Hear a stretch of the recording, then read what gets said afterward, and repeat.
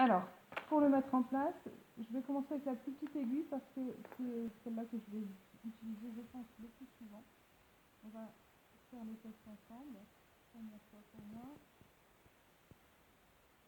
Alors, a priori, l'aiguille se passe bien, il n'y a pas de souci. On peut choisir la taille, la longueur de l'aiguille. En fait, ça ici, ça va déterminer la boucle qu'il y aura à l'arrière de votre modèle. Pour enfiler l'aiguille, le fil dans l'aiguille, je suppose que c'est la même chose que celui que j'avais reçu pour Amazon. Il y a beaucoup de vidéos sur YouTube pour le coup. Là où ça se corse pour les vidéos sur YouTube, c'est plus pour les explications du punch needles. En français, en tout cas, c'est plus compliqué à trouver. Et surtout, comment ça tient dans le temps. Et c'était l'objet de ma page. N'hésitez pas à aller voir sur la page Facebook. Je vais mettre des liens régulièrement vers les vidéos que j'ai pu trouver qui étaient utiles. Et j'ai déjà mis un lien vers un livre qui ressemble à la Bible du Bunka. Donc c'est la méthode japonaise où les dessins ne sont pas faits à partir des boucles que l'on peut voir le plus souvent sur les modèles américains. C'est fait comme de la vraie broderie et c'est vraiment magnifique. A priori, par contre, c'est un fil un peu particulier. Donc pour enfiler l'aiguille, je vais utiliser ce petit fil ici.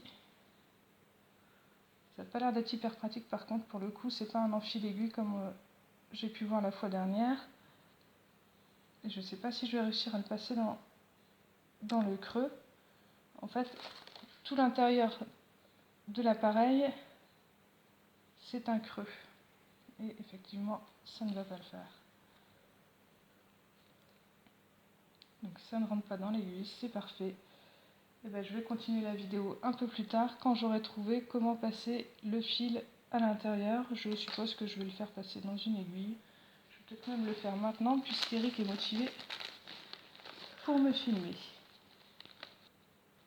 Voilà, j'ai mis le fil sur une aiguille. J'espère que l'aiguille sera assez lourde en fait pour passer tout le long et c'est raté.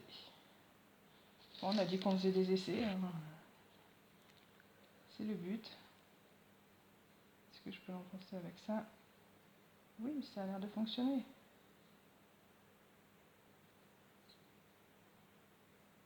Ou pas.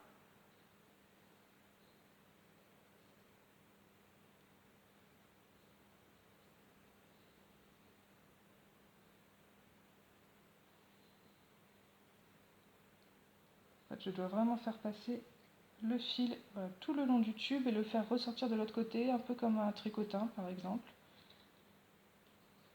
Alors, je me demande si voilà, je ne vais pas faire baisser tous les bouts de l'aiguille. C'est bon. Eric me fait remarquer de façon très intelligente que je pourrais le faire passer de l'autre côté. C'est pas faux. Alors, je l'ai passé dans le petit tube avec une aiguille.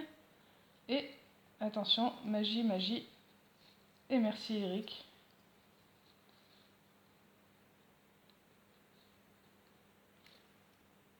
Ça, c'est fait.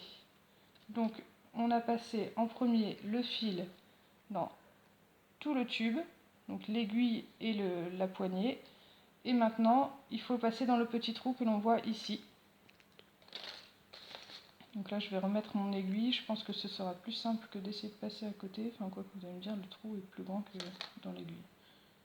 Des fois, pourquoi faire simple quand on peut faire compliqué?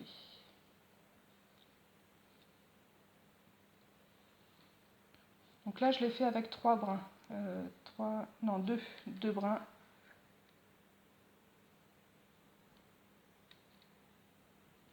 Et voilà. Non, il n'y a qu'un brin qui est passé.